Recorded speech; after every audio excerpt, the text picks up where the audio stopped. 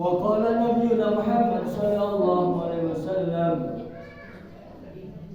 al-kawakibu amanun li ahli sama' fa idza tasrat kana al-qadam ala ahli sama' wa ahlu baiti amanun li ummati wa idza zala ahlu baiti kana al-qadam ala ummati wa ana amanun li ashabi wa idza dahamtu kana al-qadam ala ashabi wal jibalu amanun li ahli al-ard فإذا ذهبت كان القادر على أهل الأرض.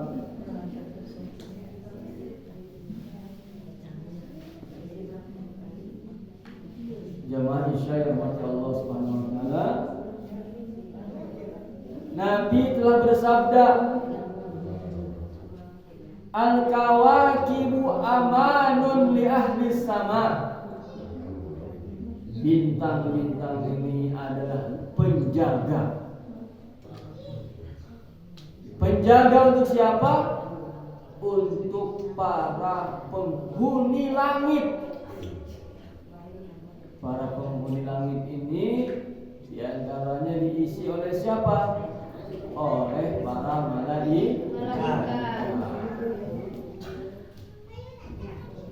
Faidan tasraka dalam qadar ahli sama, maka bila mana bintang-bintang ini bertaburan, berserakan, berjatuhan, maka keputusan Allah akan berlaku kepada penduduk langit.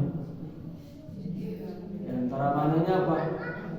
Kalau salah, bintang-bintang itu berserakan, berjatuhan, maka para malaikat pun akan wafat. Artinya apa? Terjadi kiamat. Malaikat pun meninggal. Kiamat kubra. Dan malaikat yang terakhir meninggal siapa? Malaikat Israil. Malaikat Israil. Maka sudah seluruh makhluk mati semua. Terakhir Allah memerintahkan malaikat Israil agar mencabut nyawanya sendiri. Wa ahlu baiti amanun li ummati, dan ahli keluargaku, keturunanku, kata Nabi, mereka adalah penjaga untuk umatku. Duriyahnya Nabi ini penjaga agama. Di antara penjaga agama ini adalah dari keturunan Nabi Muhammad SAW, para habaib, sehingga adanya dzurriyyahnya Rasulullah, umat ini terjaga dari kebid'ahan, dari rusaknya akidah. Jika masih tersisa dzurriyyah keturunannya Nabi Muhammad SAW.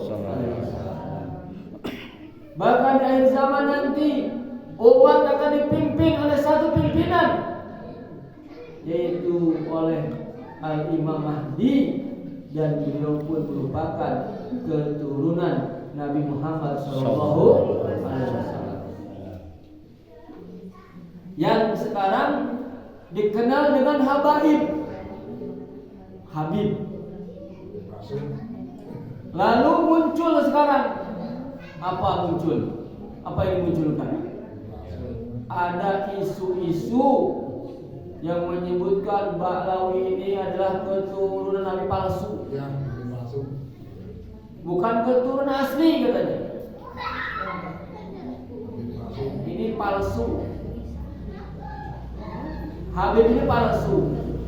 Walaupun memang ada yang palsu, memalsukan diri, tapi yang asli tetaplah asli. Sekarang kan ada isu disebarkan agar membenci para habaib, keturunan Ba'lawi. kita orang awam ini hanya percaya kepada para alim ulama yang mana keturunan Ba'lawi ini dari dulu tidak pernah ada yang menentangnya. Beritanya sudah mutawatir, sudah umum, sudah terkenal turun-temurun. Ba'lawi itu nasabnya sambung kepada baginda Muhammad sallallahu alaihi wasallam. Ulama-ulama kita terdahulu, kiai-kiai terdahulu, ajangan-ajangan terdahulu, tidak ada satupun yang menentang keabsahan, kesohihannya nasab Ba'lawi. Tahu-tahu muncul sekarang ada orang yang mempermasalahkan. Sudah ratusan tahun Ba'lawi ini diakui nasabnya sambung kepada baginda Muhammad sallallahu alaihi wasallam. Lalu bagaimana kalau ternyata salah? Kita percaya kepada keturunan Ba'lawi sebagai nasabnya sambung kepada Rasulullah. Ternyata mereka ini ternyata tidak sambung. Bagaimana? Kalau salah kita menghormati orang, ya tidak berdosa. Kalau mereka betul-betul nasabnya sambung kepada Nabi, kita muliakan, kita muliakan, kita tidak berdosa, dapat pahala. Kalau ternyata palsu, kita tidak berdosa. Namun sebaliknya, kalau kita menolak begitu saja, kalau ternyata dia palsu, aman. Kalau ternyata asli, berdosa. Kita telah menyakiti hati baginda Muhammad sallallahu alaihi wasallam. Barang siapa yang menyakiti keturunan Nabi, maka dia menyakiti Nabi. Dan barang siapa menyakiti Nabi akan membuat Allah murka. Yang pertama, nasab Ba'lawi itu diakui mutawatir nasabnya secara ilmiah ratusan tahun. Yang kedua, bila mana ternyata salah, kita tidak berdosa. Kalau ternyata benar, kita dapat pahala. Tapi kalau benar kita salahkan, kita berdosa, menyakiti baginda Muhammad sallallahu alaihi wasallam. Karena bagaimanapun keturunan Nabi itu akan terus ada sampai nanti muncullah Al-Imam Mahdi. Wa ana amanun li ashabi, kata Nabi, dan aku ini adalah penjaga untuk para sahabat-sahabatku. Wa idza dhahabtu kana al-qadau ala ashabi, dan bila mana aku wafat, maka akan terjadilah keputusan Allah kepada para sahabat. Di antaranya apa kejadiannya? Kejadiannya bermunculan orang-orang yang murtad. Ketika beliau wafat, muncullah ada orang murtad, muncullah peperangan, muncullah fitnah di antara para sahabat selepas wafatnya baginda Muhammad sallallahu alaihi wasallam. Wal jibalu amanun li ahli ard, dan gunung adalah penjaga untuk penduduk bumi. Kata Nabi, gunung adalah penjaga untuk penduduk bumi. Faida dahabat kana qadau ala ahli ard, dan bila mana gunung-gunung itu telah hilang, hutan-hutannya telah gundul, maka keputusan Allah akan terjadi pada penduduk bumi. Ketika gunung dihilangkan, hutan-hutannya digunduli, maka muncul apa? Musibah-musibah, bencana. Tanah longsor, banjir, dan lain-lain sebagainya di antara penyebabnya gunung telah dirusak seperti mana yang disebutkan oleh baginda Muhammad sallallahu alaihi wasallam, wal jibalu amanun li ahli ard, gunung adalah pakunya bumi. Maka kita jaga gunung kita ini jangan sampai digunduli, insyaallah. Insyaallah. Wa Nabi Bakar Siddiq radhiyallahu anhu.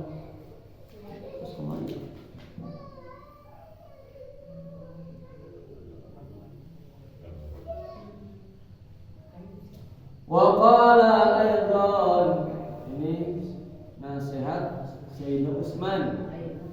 Beliau mengatakan arba'atun zahiruhunna fadilatun wa batinuhunna fariidah. Ada 4 perkara yang zahirnya, luarnya ini utama dan dalamnya difardukan.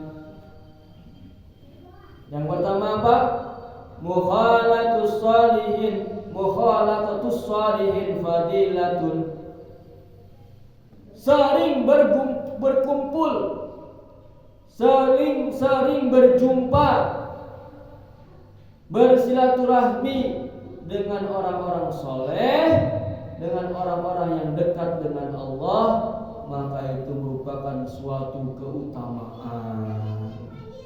Berkumpul dengan orang-orang baik, ketemu dengan orang-orang baik, ini merupakan suatu keutamaan. Para alim ulama yang ada di kampung kita, ajengan-ajengan yang ada di tempat kita,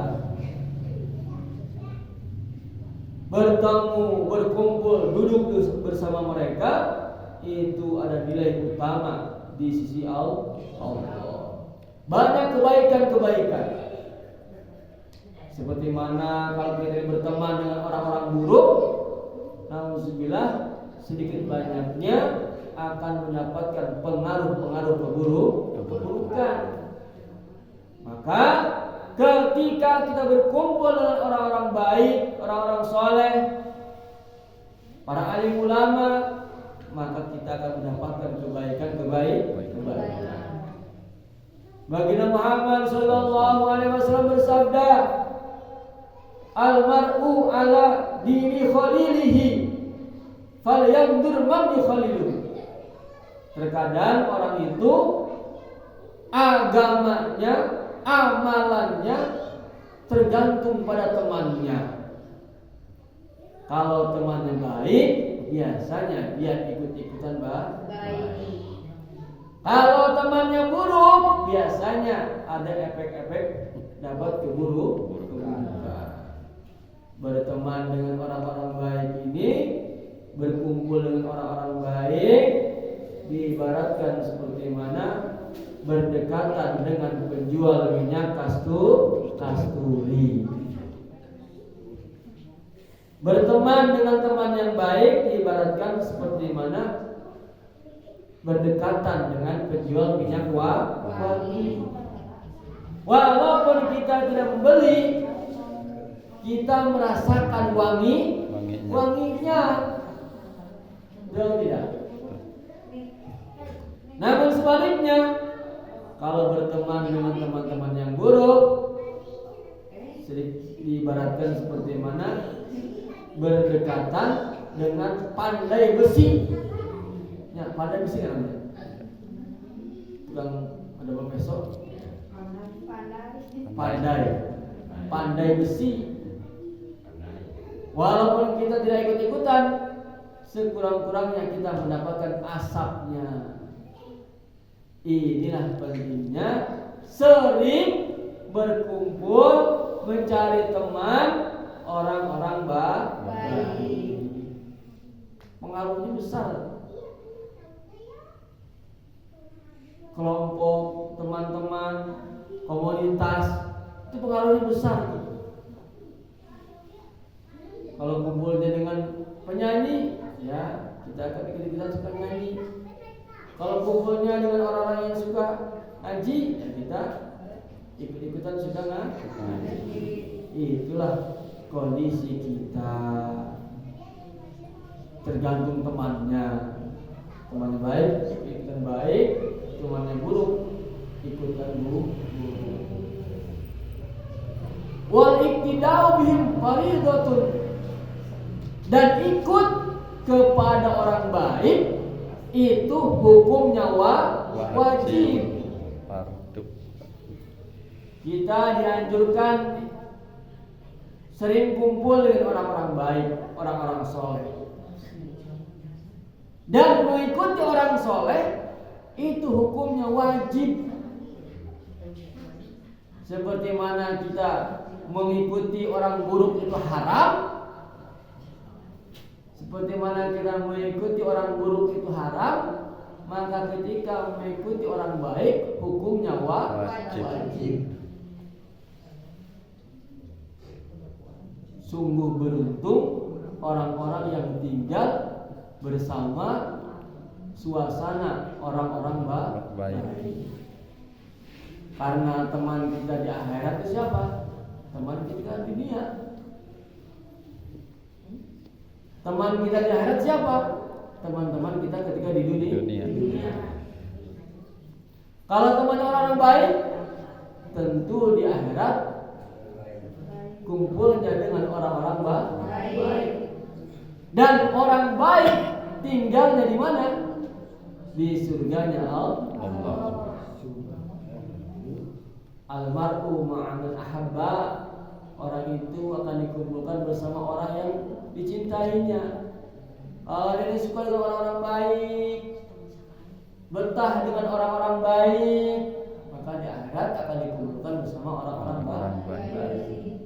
Sebaliknya, kalau sukanya dengan orang-orang buruk, orang-orang maksiat, betah dengan orang-orang maksiat, nauzubillah, ya, dan nanti dikumpulkan bersama ahli maksiat. Maka kita harus pandai-pandai meletakkan diri kita, anak kita, istri kita, suami kita, saudara-saudari kita, anak cucu kita di tempat komunitas orang-orang yang baik. Wa tilawatul Qur'ani fadilatun.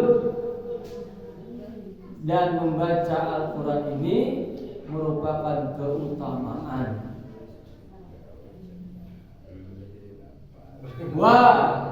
Wal amalu bihi faridatun. Kita baca Al-Quran itu sesuatu yang utama. Ketika kita membaca Al-Quran, maka rasakan seolah-olah Allah sedang berbicara kepada kita. Orang yang suka membaca Al-Quran, maknanya Allah sedang ridho sama dia. Ketika orang membaca Al-Quran, maka rasakanlah seolah-olah Allah sedang berbicara kepada dia. Kenapa? Karena Al-Quran adalah kalamullah. Jadi baca Al-Quran dengan diresapi, baca Al-Quran dengan dihayati, dirasakan. Kita harus yakin ini kalamullah ini, bukan sembarangan ini. Dan barang siapa yang tidak pernah membaca Al-Quran, gak betah membaca Al-Quran, artinya Allah tidak suka berbicara kepada dia. Nauzubillah min dzalik. Maka sempatkan baca Al-Quran. Setiap hari baca Al-Quran. Insyaallah semuanya. Insyaallah. Wal amalu bihi fardhatun. Dan hidup atau beramal dengan Al-Quran itu hukumnya wajib. Wa ziyaratul quburi fadilatun. Yang ketiga, berziarah kubur itu merupakan suatu kebaikan, suatu keutamaan. Tentu yang dimaksud adalah berziarah kuburnya orang-orang soleh, bukan di kuburan jadi handap. Kantos dibuka jadi handap. Sahat kantos kaja di handap. Kan. Di handap. Seueur kuburan Cina kan? Kuburan Hong Pai Hong, Stephen Chow. Kuburan Cina.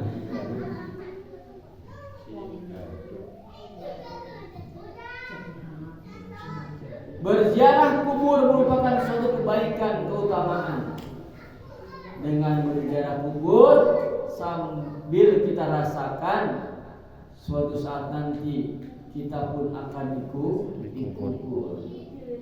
Idza hamalta ilal kuburi janazah fa'lam bi annaka ba'daha mahmulun. Bila engkau memikul jenazah ke kuburan, maka ketahuilah suatu saat nanti engkau pun akan dipikul juga. Jadi jenazah kubur itu untuk apa? Ingat mati, ingat akhirat, mendoakan orang-orang soleh. Kita jarak kubur pas lebaran, kumpul, pakai baju gindik, pakai lipstick warna biru kecil, pakai sedau biru paling hijau, pakai baju shimmer, pakai sepatu, Aikirat. Eta mah lain ingat mati eta mah. Nek non. Piknik. Foto model. Kubur mah ingat mati, nangis kuburan mah. Lain gaya. Sampai ingat mati. Wal isti'dadu laha faridatun. Sedangkan persiapan ke kubur hukumnya wajib.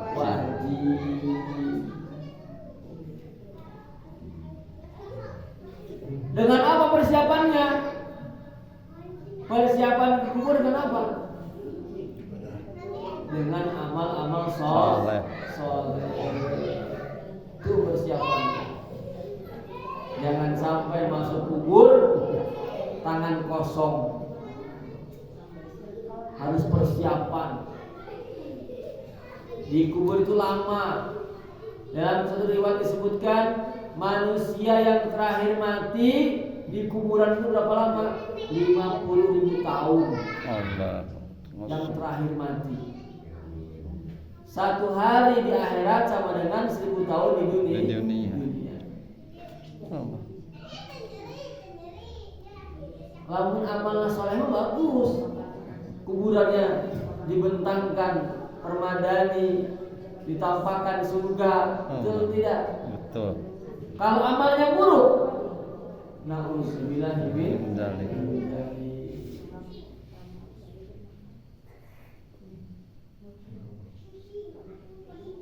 Mau tidak mau, percaya tidak percaya, yakin tidak yakin, semua kita akan dikubur. Bekalna naon? Amal soleh. Amal soleh naon? Siapa soleh teh?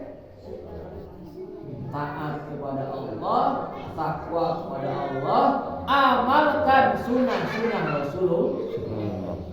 Yang fardu kita kerjakan semuanya, kita sempurnakan. Salat fardunya dengan berjamaah di masjid. Pokoknya kita usahakan yang fardu-fardu itu dikerjakan dengan sebaik-baiknya, semaksimal mungkin. Betul tidak? Betul. Jamaah Oh jamaah. Alhamdulillah. Puasa Ramadan fardu, kerjakan dengan sempurna. Malamnya tahajud sempurnakan, tarawehnya dibaguskan, puasanya yang sempurna. Ketika puasa tundukkan pandangan, jangan membicarakan keburukan orang lain. Mulutnya dijaga dari ngomong-ngomong yang haram, ngomong-ngomong yang tidak perlu. Itu bagian dari menyempurnakan fardu.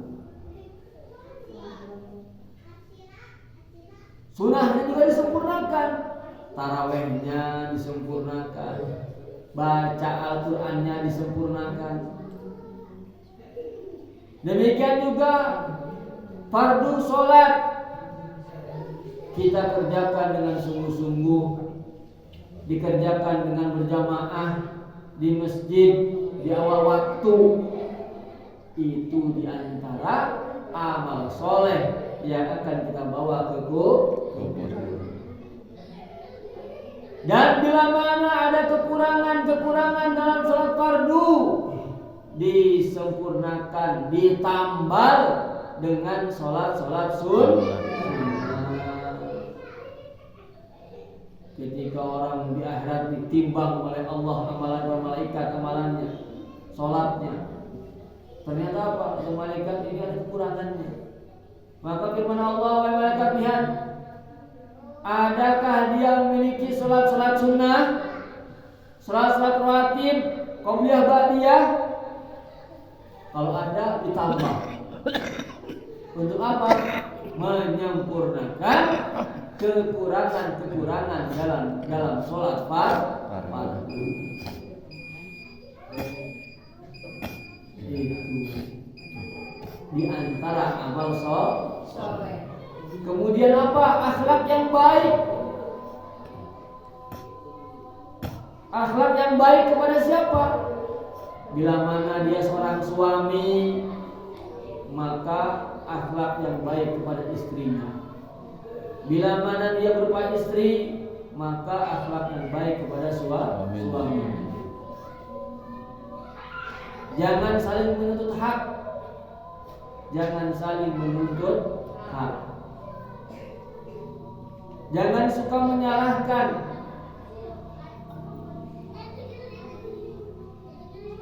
Karena agama ini untuk diamalkan pada diri kita, bukan untuk menilai orang lain.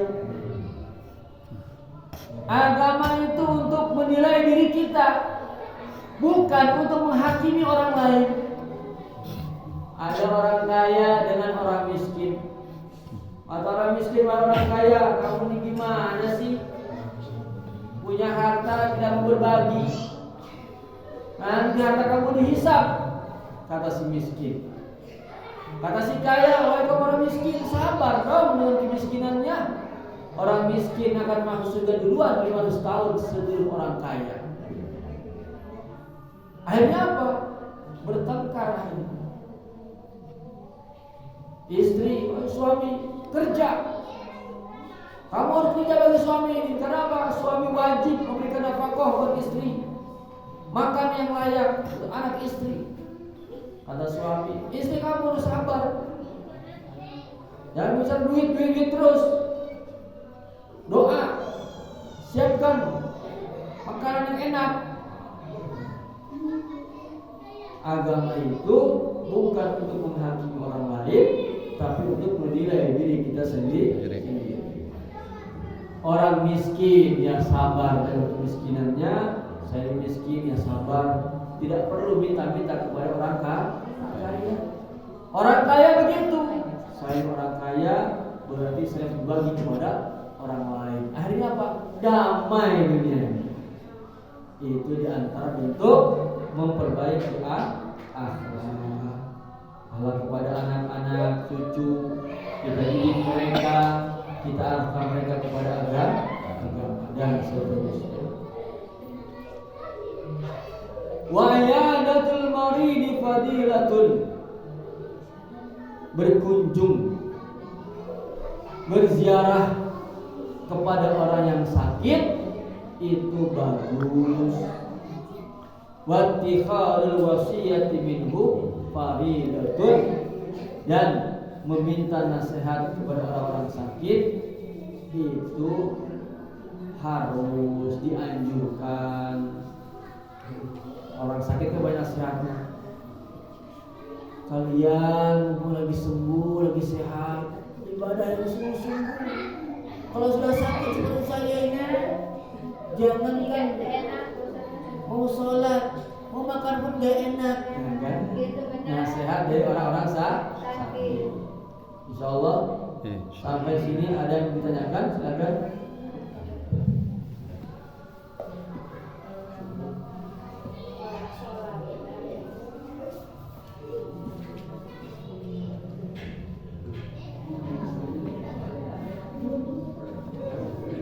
Disunahkan menjenguk orang-orang sedang sakit. Kemana si Fulan ada ke masjid? Wah, si Fulan ini gak pernah ke masjid, gimana ini? Ternyata dia lagi sakit. Maka bersilaturahmi sehingga kita tahu kondisi saudara-saudara kita.